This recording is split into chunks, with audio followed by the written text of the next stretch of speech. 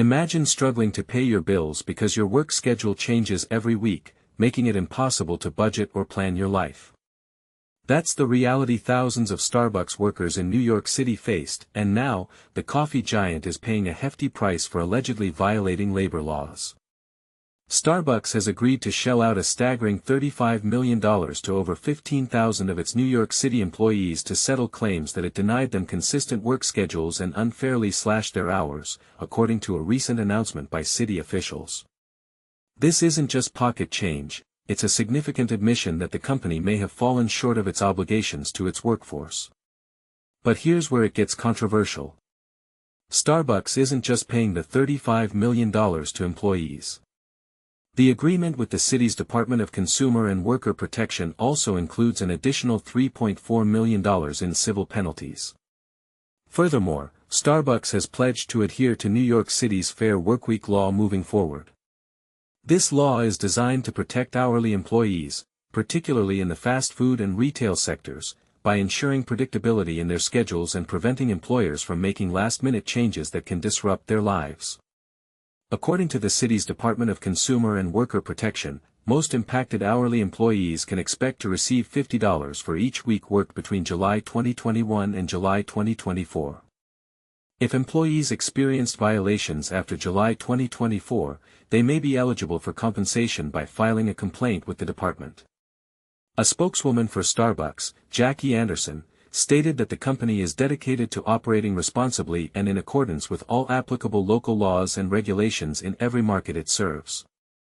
And this is the part most people miss. She also pointed out the inherent difficulties in managing the city's Fair Workweek law, suggesting that it's not just a Starbucks problem but a widespread challenge for retailers across the city.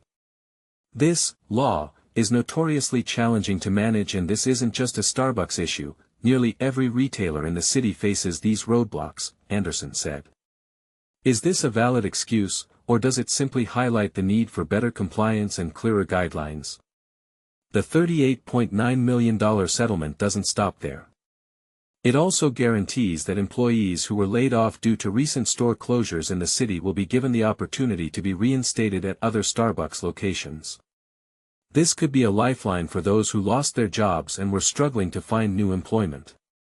The city's investigation, which began in 2022 following numerous worker complaints against various Starbucks locations, ultimately expanded to encompass hundreds of stores throughout the city. Investigators found that the majority of Starbucks employees were not provided with regular schedules, and the company frequently reduced employees' hours by more than 15%. This made it incredibly difficult for workers to anticipate their weekly earnings and plan for essential needs such as childcare, education, or even holding down a second job.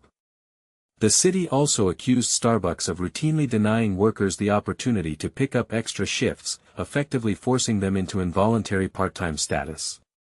This practice not only limited their income but also potentially deprived them of benefits and opportunities for advancement within the company. It's important to note that this agreement with New York City coincides with an ongoing nationwide strike by Starbucks union at dozens of locations, which began last month.